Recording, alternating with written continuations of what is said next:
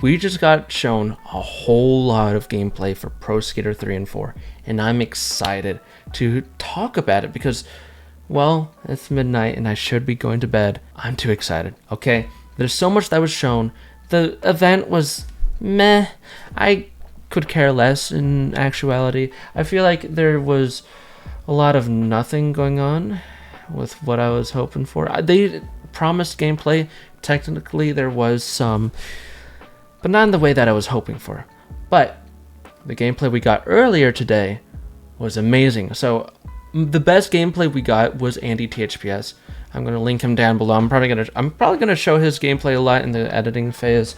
This is so cool. He played through all of the career that he was able to play. Pro Skater 3 maps, Pro Skater 4 maps, the new water park map, which I have my opinions on from just a first look. Pro Skater 3 goals, play how you expect, except for they're stuck to one goal type per level. So in Pro Skater 3, there was 3 goal types: vert, street, and all around. Depending on what skater you chose, you either had a street skater, vert skater, or all around skater. They all had different goals.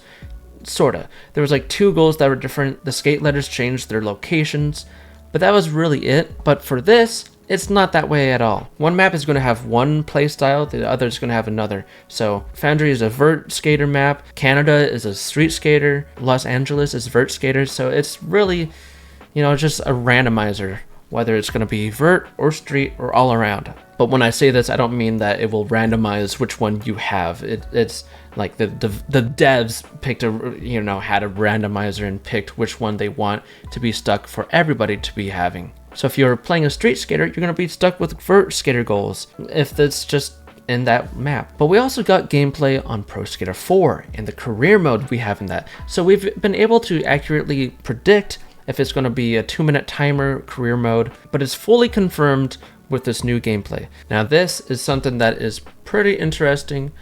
I know it's going to divide the community on whether they want it this way or they like it this way or they don't like it this way, but me being me, I've already said from the get-go that I'm fine with it being a 2-minute timer, but there's some maps that I'm also still worried about, even with me being fine with it, like Alcatraz. That's a massive map. For a 2-minute timer, I don't know how you're going to be able to do that all in one run, which people are going to do. I know people are going to do that. That's a massive map for that, so I am concerned for that, but even then, I'm still excited to see it in this new way because I've always been wanting to see it in a new way, and we get that. That's my opinion on it.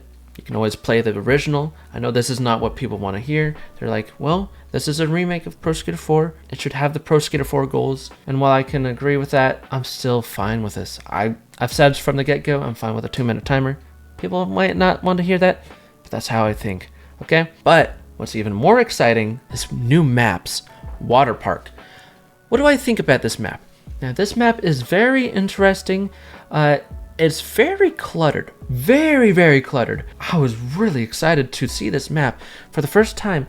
We saw screenshots and a little bit of gameplay, but getting the bigger picture, it feels very cluttered from the gameplay that I saw of andyTHPS playing through that map, which it feels like it was made for a game that was with slower stats, something that felt a bit heavier in that sense, but hey, I'm going to figure it out. I'm going to figure out how to play it. It's strange though, because when you grind something, it leads you off to something that doesn't really allow you to grind or land properly. You have to react super fast to do anything. So I don't know how comboing this map is going to feel. It looks like it might be a mess, which is upsetting because I was really excited for this map, but now I'm not that excited as much as I was just a month ago. Of course, things are possible to change in a month or two, but I heavily doubt that's going to happen. I'm really excited to see how this game will turn out. I'm excited to see the 2 new maps that we haven't seen. So there's 3 maps. There's Water Park, Pinball, and then there's a 3rd one that has been talked about, but nothing is shown. So we don't actually know what it's called. We just know there's going to be a 3rd new map. And who knows, maybe this will lead into a new game or some DLC for new maps. We never know. But that's really cool to see something like this.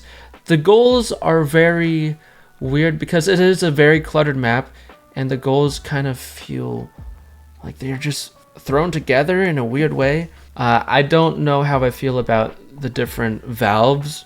That goal feels very strange. You have to grind 5 valves, similar to something like Downhill Jam or Foundry. And the locations feel weird. And I say feel because you can kind of get a glimpse of how it feels to play something if you played a game for as long as I have, and as long as a lot of these other people have, and watching good gameplay like andyTHPS has shown.